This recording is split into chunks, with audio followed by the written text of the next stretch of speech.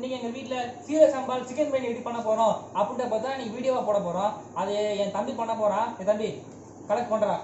சிக்கனை மேரினேட் பண்ணுறான் பாருங்க ஃப்ரெண்ட்ஸ். ஹாய் ஃப்ரெண்ட்ஸ், எங்கள் அண்ணன் வந்திருக்காங்க. அவங்களுக்கு க்ளோஸ் அப் பாருங்கண்ணே.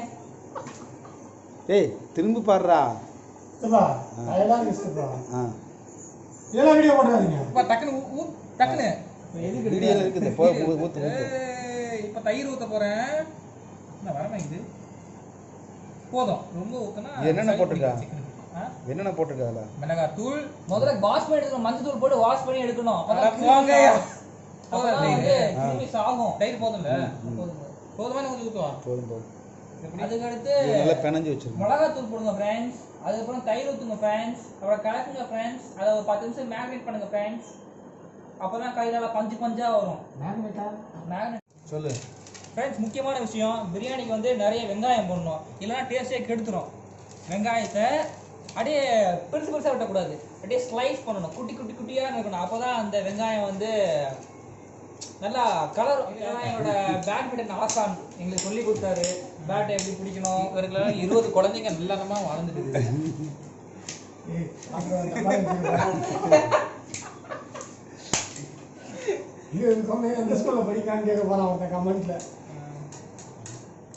எண்ணெய் ஊற்றி அப்புறம் அந்த பட்டை கிராம்பு லவங்கம் எல்லாம் போட்டு அது கொஞ்சம் பொன்னிறமாக வந்தோடனே நம்மளோட வெட்டி வச்ச வெங்காயத்தை எடுத்து அப்படியே போட்டு பொன்னிறமாக வதக்கிங்க. நெக்ஸ்ட் தக்காளி அதை போட்டு வதக்கிடலாம். தெரியும் தெரியுறாங்களா? தெரியும்.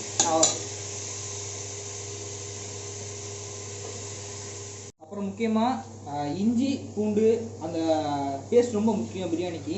அதுதான் டேஸ்ட்டு கொடுக்கும். இல்லைன்னா நல்லா இருக்க தக்காளி சாதம் ஆகிடும். பார்த்துக்கோங்கப்பா. இப்படி தான் மேரினேட் பண்ணி வச்ச சிக்கனை போடணும். அதை போடாமல் முடிஞ்சா தக்காளி சாதம் ஆகிடும். போட்டுருவோமா? 3, 2, 1.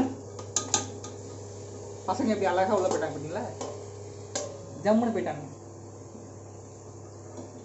மக்களே, இன்னும் முக்கியமான விஷயம், பிரியாணிக்கு முதல்ல தண்ணி போதனால தான் பிரியாணி நல்லபடியாக வரும். இல்லைனா குழஞ்சி உப்புமா மாதிரி ஆகிடும். அதனால 1 கிளாஸ் அரிசிக்கு 1.5 கிளாஸ் தண்ணி ஊற்றணும். அந்த கணக்கில் ஊற்றிக்கோங்க. எத்தனை கிளாஸ் அரிசி இருக்குமோ கட் பண்ணணும். சொல்கிறா சீரக சம்பா அரிசி தண்ணியை ஊற்றினோன்னே போட்டுருங்க. சட்டியோடையா கரண்டியாக மூந்து போடணும்னு சொல்லுவாங்க. சீக்கிரமாக போட போகிறோம். போட்டாச்சு. அங்கே பார்த்து போடுங்க. ரெடி. கொஞ்சம் ஃப்ரேம் அந்த பக்கத்து இருக்குங்க. என் பேசுக்கு அப்புறம் தெரியும் அவங்களுக்கு. மக்களே ஒரு விச பூச்சி.